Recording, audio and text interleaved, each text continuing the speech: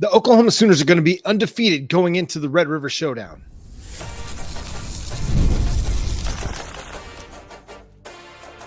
You are Locked On Sooners, your daily podcast on the Oklahoma Sooners. Part of the Locked On Podcast Network, your team every day.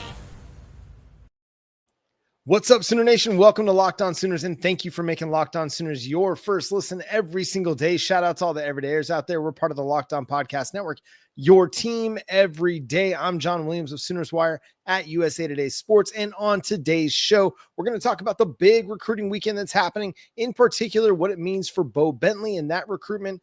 Also, he's coming off of that LSU weekend this past Saturday and Sunday. We'll discuss that in the third segment. In the second segment, why Oklahoma is going to have the best defense in the SEC in 2025. But let's start with this. You look at the Oklahoma Sooners schedule, and so much is being made right now about how difficult it is. You look at the ESPN Football Power Index, you look at strength of schedule rankings from across the country, across multiple media platforms, and everybody's talking about it. Everybody's saying it. Oklahoma has got one of the toughest schedules in college football in 2025. At the same time, I'm not so sure it's as tough as everybody wants to make it out to be. That's a discussion that we've had several times on this show. That's a discussion that we will continue to have as we look at the 2025 season. But I feel like this is an interesting opportunity for Oklahoma. You might have a difficult schedule. At the same time, you could start off really, really hot, because you look at the first half of the schedule leading into the Texas game, and you've got Illinois State, Michigan, at Temple, Auburn, Kent State, and then the Red River Showdown with Texas. You have one true road game on your schedule at Temple. Lane Johnson likely going to be in the house. Jalen Hurts likely going to be in the house because you're playing inside the stadium the Philadelphia Eagles play in. You look at the schedule, if you're looking with us here on YouTube, again, Illinois State, Michigan to start off the season. You're going to be 1-0 going into the game against Michigan. I really like Oklahoma's opportunity to win a big-time, prime-time matchup against the Michigan Wolverines.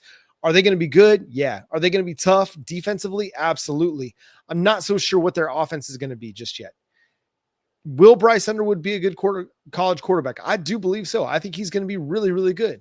Will he be really, really good week 2 on the road against Brent Venables? That's the part that gives me pause about the Michigan Wolverines this early in the season. If this game was getting played, say in the college football playoff or in November, then maybe I'd feel a little bit more comfortable about what Bryce Underwood's going to be. But again, week 2, he's going to be a very different quarterback than what he'd be week 10. So I like Oklahoma in that one. You get past that one, and I really like Oklahoma's chances to start the season 5-0 going into the Texas game. And I think all of that is on the table for Oklahoma because you have Auburn at home. And as much as everybody wants to make out what Auburn is this year, Auburn is being considered one of the top 15 teams in the nation by a lot of people. And Hugh Freeze is recruited well. They've got a really good wide receiver core. They brought in one of the top transfer portal players in Eric Singleton, the wide receiver from Georgia Tech, brought in Jackson Arnold, who, again, I have a high affinity for. I think he's a good player. He's got a lot of potential, still has to work through some things, but I think there's a lot of potential there for him to be a big-time player. Again, first half of the season, going on the road, playing at Oklahoma against a defensive mind in Brent Venables that kind of knows what gets you flustered, knows how to get into your head a little bit. Are you going to be as talented as you need to be in that game to go win a game on the road against the Oklahoma Sooners? So I think you get past Michigan in week 2, and to me, you're going into the Red River Showdown undefeated.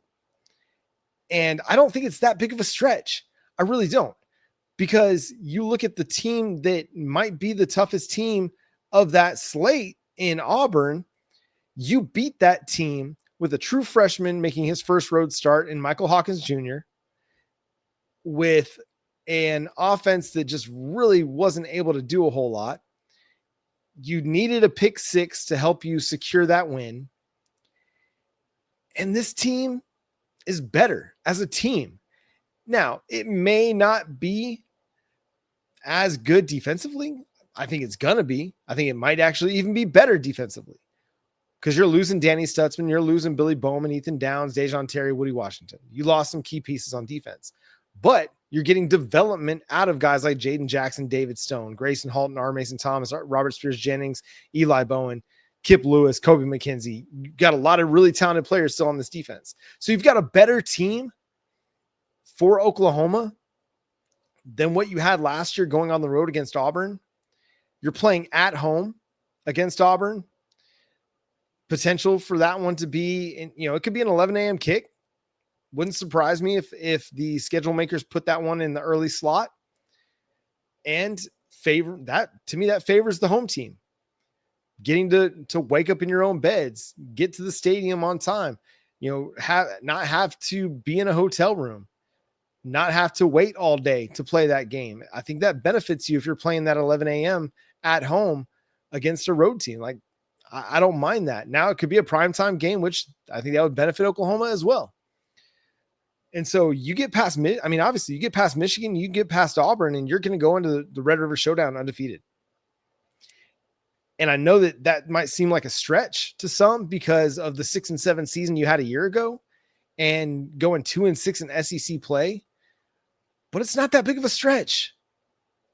Remember, as talented as that Auburn roster might be, it's still Hugh Freeze coaching that team. And he's proven that there are times where they just have complete meltdowns and letdowns at home against the Oklahoma Sooners just last year. When all you had to do was run the ball, Peyton Thorne drops back to pass, throws the interception to Kip Lewis, pick 6. The question really, to me, will both teams be undefeated going into the Red River Showdown? Because Texas is going to have that big game against the Ohio State Buckeyes early in the season. And if you look at their schedule, it's pretty manageable after that. They're going to have Ohio State week 1, San Jose State week 2, UTEP week 3, Sam Houston week 4. You get past Ohio State on the road in the shoe, and you have a chance to start 4-0. Now you got to play you got to play Florida October 4th. And that one's going to really make a big difference. Like, you play in Gainesville against an improving Florida Gators team.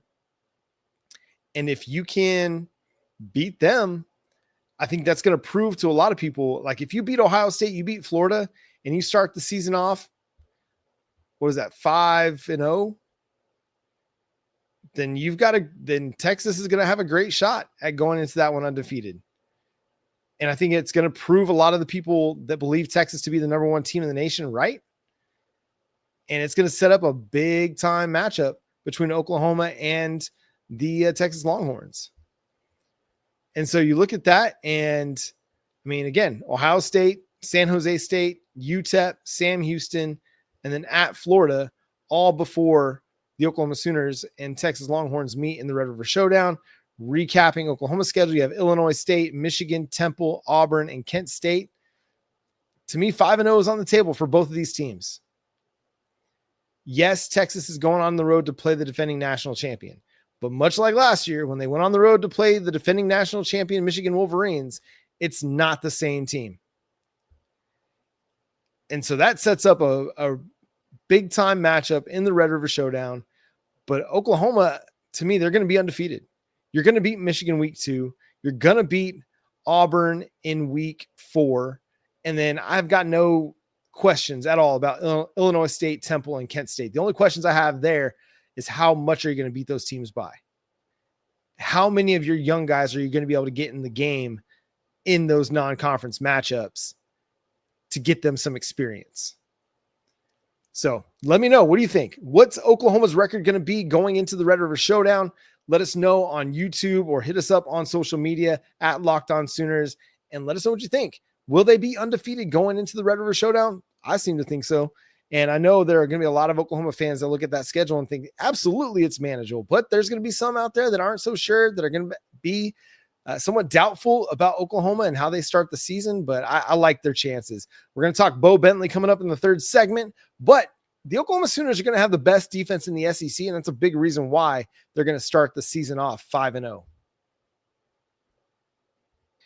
The NBA playoffs are in full swing, and every night delivers highlight-worthy performances, major momentum shifts, and can't-miss moments. Whether it's a game-winning shot or a breakout player, there's never been a better time to get in on the action. FanDuel makes it easy to stay in the game before tip-off and live with player props, performance trends, and same-game parlays. Fans have more ways than ever to play smart and win big. You got SGA, you got Tyrese Halliburton in the NBA Finals. You could be tracking their trends to help you build your next bet. You got a good feel on what they're going to be doing in the game. Why not back it up? Get that same game parlay going. See who's going to show up big. You got J-Dub, you got SGA, you got Tyrese Halliburton. Combine them, and you can have an even bigger win. New to FanDuel, it's the perfect time to sign up. Head to FanDuel.com and place your first $5 bet. If it wins, you'll get $200 in bonus bets. Make every moment more with FanDuel, official sports betting partner of the NBA. Thanks again for making Locked On Sooners your first listen every single day. Shout out to all the everydayers out there tuning in. Subscribe to the show wherever you get your podcasts. We're free and available on all podcast platforms and on YouTube. So hit that subscribe button and that notification bell to let you know when new episodes drop. Part of the Locked On Podcast Network, your team every day. The Oklahoma Sooners are going to have the best defense in the SEC. Might sound crazy to say, might sound crazy to hear, but it's going to happen. There's one team that I think could challenge them for that, and it's Georgia, because Georgia is just Georgia, and they've had really good defenses forever at this point. But I really do think with what Oklahoma's built along the defensive line, that this is a defense that is ready to dominate in the SEC. They're ready to make life a living pain in the butt for opposing SEC offensive coordinators, and they're going to set this Oklahoma Sooners team up to make a run to the college football playoff. It's defense. Defense wins championships, right? It's defense that's led the way in the SEC, whether it was the Nick Saban, Alabama Crimson Tide, the Georgia Bulldogs making their runs, even Texas last year.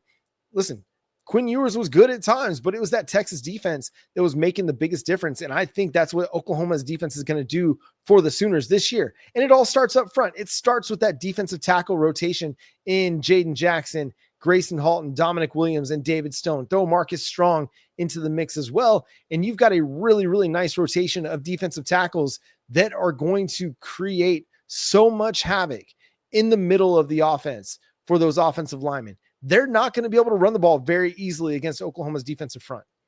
They're just not. They didn't run it very well against them last year. And remember, you had a true freshman in Jayden Jackson starting. Gabe Eichert, Teddy Lehman pointed out that Jayden Jackson played a lot of the year last year with a bum shoulder. How much does that affect your abilities if you're a defensive tackle and you don't have your full strength available to you because your shoulders is dinged up? So how much better is he going to be this year when he's fully healthy and a little bit better because he's developed a little bit more?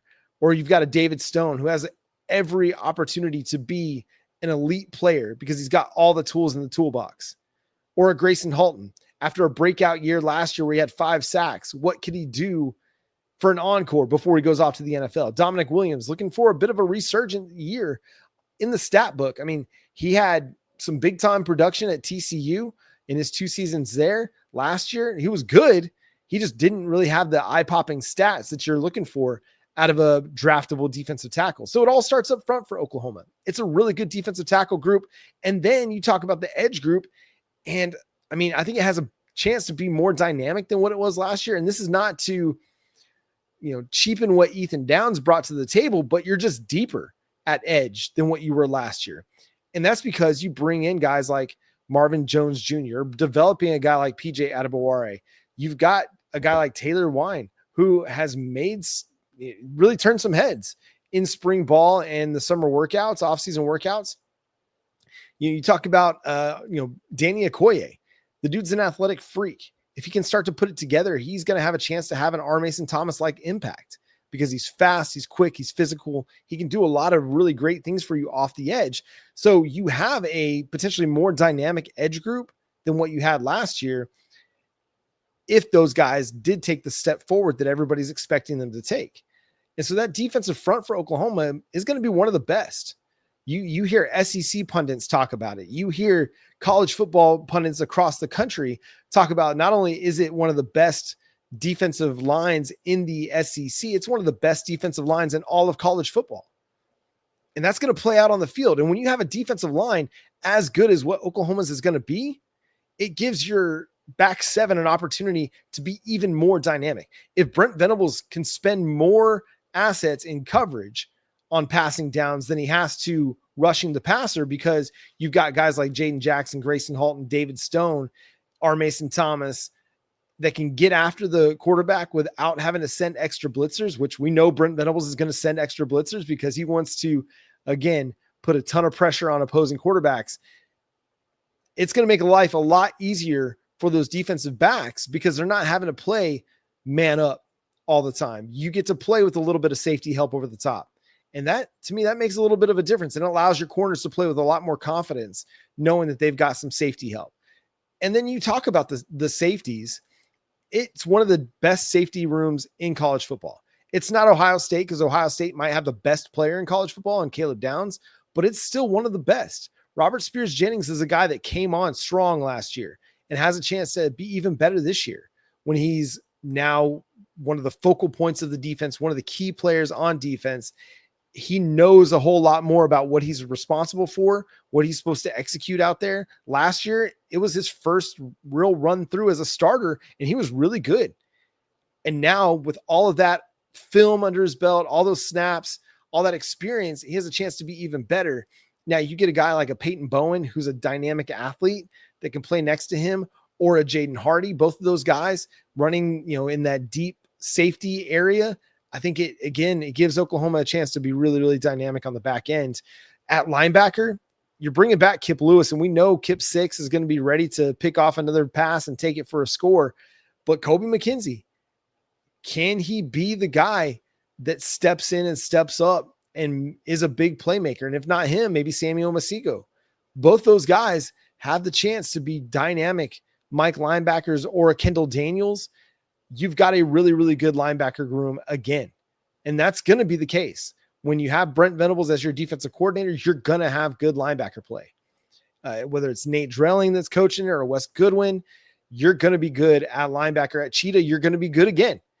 Kendall Dolby is going to be back. You've got Kendall Daniels in the mix there. You got Reggie Powers III in the mix as well. 3 really dynamic athletes, guys that are playmakers, that are going to come up. They're going to be physical in the run game. They're going to hit. They can rush off the edge as well.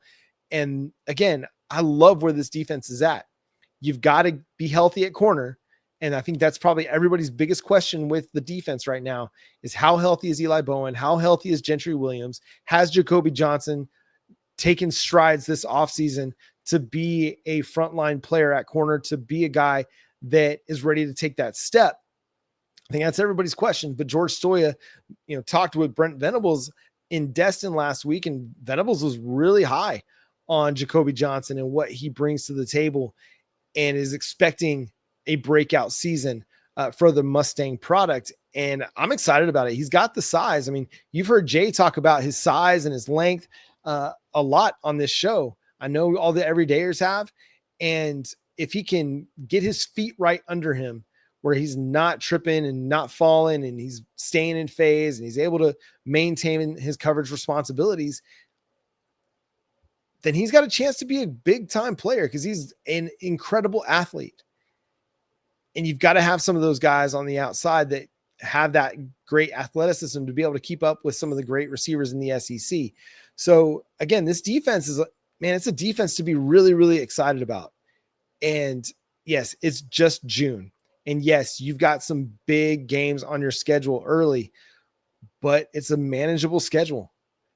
It's one that allows you to build confidence as a unit. It's one that allows you to go into that Red River Showdown game against Arch Manning and feel really, really confident about what you're able to accomplish. Now, that game against Texas might be the best offense you've seen so far that season, but it also might be the best defense that Texas has faced so far. Either Oklahoma or Ohio State. It'll certainly be the best defense that they will have seen in a month after that Ohio State game in week 1. So yeah, Oklahoma's going to have the best defense in the SEC. Mark it down, June 6th on your calendars. John said it. I'm sure some of you think it. I'm giving you permission to think it as well. If you don't think it, Let me know, who do you think is going to be the best defense in the SEC? Is it going to be Georgia again? Is it going to be Texas? Could it be a surprise team like an Auburn? I don't think it's going to be Ole Miss. They lost too much on their defensive side of the ball. Is Texas A&M a sleeper because Mike Elko and what he's able to put on the defensive side of the ball? Let me know in the comments on YouTube or hit us up over at Locked On Sooners. It's a big recruiting weekend for the Oklahoma Sooners. Much of what is going to shape their quarterback recruiting will happen this weekend in Norman. I'm going to discuss that coming up next here on Locked On Sooners.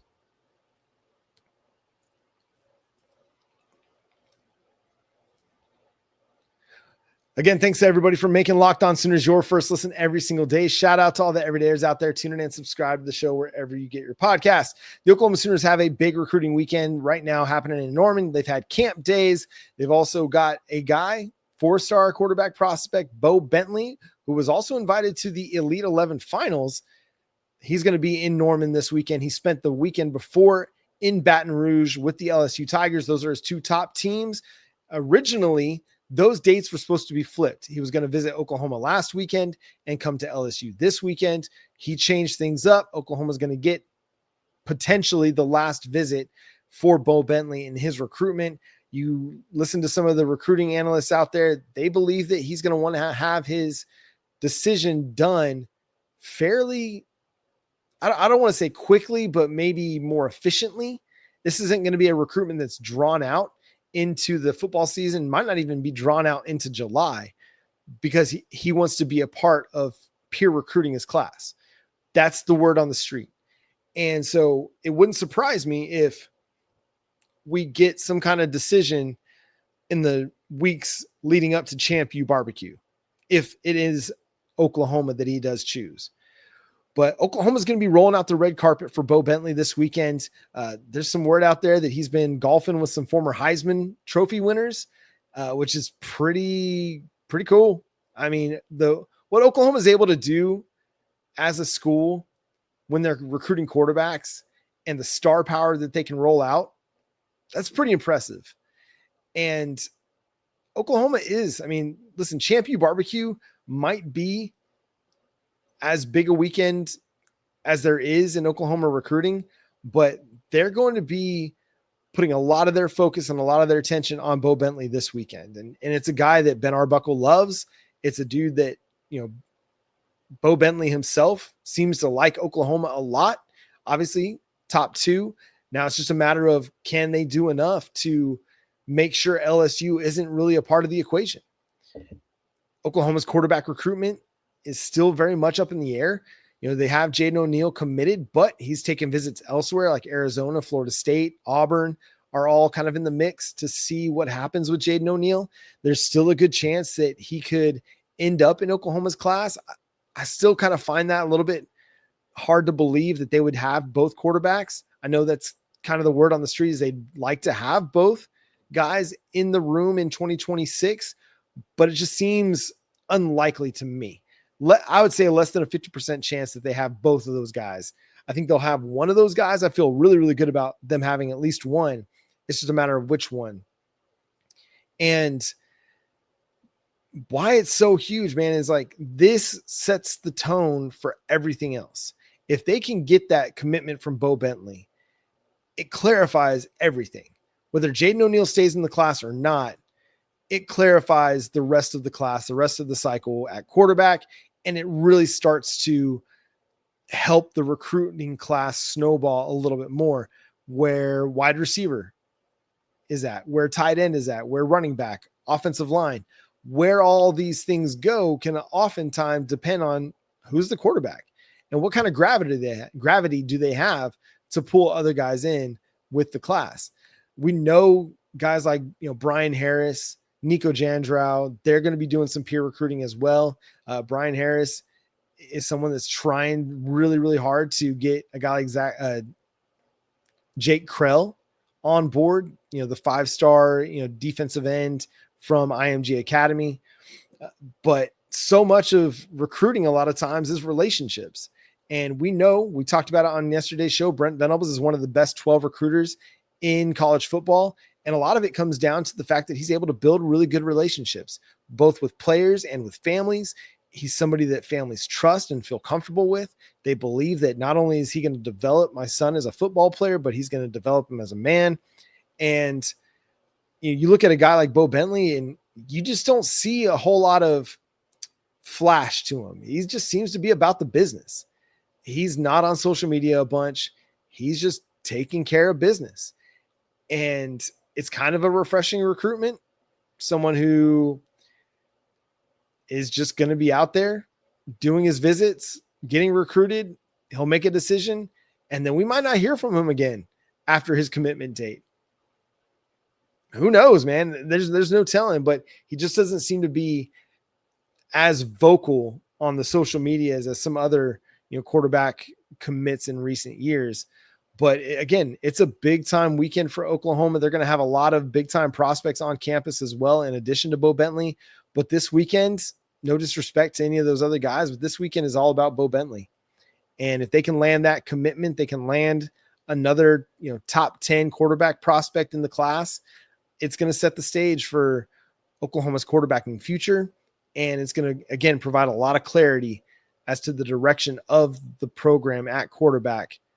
Because we know that Ben Arbuckle has a great affinity for Bowe Bentley. If he lands him, I think there's a lot of clarity there. If they don't, and he goes to LSU, again, it provides a lot of clarity as to Oklahoma's quarterback direction. Jayden O'Neal could very well still be a very significant part of Oklahoma's future. I think just a lot of it's going to depend on what Bowe Bentley decides to do. And if Oklahoma stays true to the idea that they want to take two, and if Jayden O'Neal wants to be a part of a 2 quarterback class. We've seen schools do that in the past. Alabama is kind of the most recent one where they took 2 top 10 quarterbacks. One of them didn't stick with Alabama. I don't actually think either of them stuck with Alabama, if I'm remembering that right. So fascinating to see where that goes. On the softball front, we had 2 more players enter the transfer portal on Thursday. Katie Lee McKay, infielder, and Hannah Core, which was actually a little bit surprising. I felt like Hannah Core was going to be in line for some more innings this next year, probably or potentially being able to play center field for the Sooners. But when you got a Kai Minor that's coming in, the number 1 overall prospect in the 2025 recruiting class, signed with the Sooners, it's going to be on campus starting in the fall. That might change the projection or the potential for a player like Hannah Core to have a lot of extra innings. They also love Tia Malloy. Chris Plank, voice of the Oklahoma Sooners, host on KREF, mentioned Tia Malloy as somebody who's a breakout candidate for 2026. And if that's the case, and you're looking at an outfield of Abigail Dayton, Tia Malloy, and Cassidy Pickering, that's a really, really strong outfield with a Kai Minor that's also going to rotate in there as that 4th outfielder potentially. And you might be able to understand why Hannah Core would look for greener pastures elsewhere. So far, Oklahoma's lost 4 players to the transfer portal, and there's potential that they'll lose more. Patty Gasso went on with Chris Plank on KREF in Norman and said that they will have some movement in the transfer portal. And she even went on to say that it's going to be movement that we'll like. So I imagine that they've already got some people in mind, might even already have some silent commitments in mind at this point. But I would imagine that one of those is going to be a pitcher. It wouldn't surprise me if they go after a catcher to pair with Kendall Wells, who's the top catcher in the 2025 recruiting class, somebody that would pull a tune with her and Riley Zach as well. So we'll see. But I mean, Oklahoma's going to be back in the mix for the Women's College World Series, and they're going to be a title contender next year because they're such a young team. Remember, they only lost Sydney Sanders out of their everyday lineup. Yeah, Hannah Core was part of that. She platooned in there, mixed in with Sydney Barker in the outfield at times, but you're bringing back your 1 through 4 hitters in the lineup in Cassidy Pickering, Ella Parker, Gabby Garcia, Nelly Macaroni-Marinas. You're bringing back your number 9 hitter in Abigail Dayton. You're bringing back Ilana Agbayani, a Gold Glove second baseman who had some clutch hits for you at times this year. You're bringing back, again, Sydney Barker. She had 3 hits against Nija Kennedy, 3 for 3 night against Kennedy in an elimination game. I think she's going to have a big career for Oklahoma before it's all said and done. And she's probably going to be your everyday first baseman, I'd imagine. That's my guess on what Patty Gasso will do with her. And then, a lot of it comes down to pitching and catching. What are you going to do at catcher? Are you going to run it back with Isabella Emmerling? Are you going to use her as kind of the veteran to platoon with Riley Zach and with Kendall Wells? Or are you going to go into the portal and see if you can find an upgrade, at least at the plate? Emmerling was pretty solid behind the plate defensively, could have been better at times, but what you need is a little bit more consistency at the plate from her. But you're bringing in the number one transfer or number one pitcher in the 2025 recruiting class as well, and Alyssa Parker. So that gives you somebody that, you can build your staff around if you feel really good about her as a true freshman. And you're looking at Sophia Bourdie coming back too. When she comes back to campus, I don't know, but I think the expectation is she'll be back at some point. So your pitching is looking pretty strong. And you have Audrey Lowry, who was really, really good down the stretch. Even though she didn't get to pitch in the Women's College World Series, she was really good in the super regionals, in the regional round, in the SEC tournament.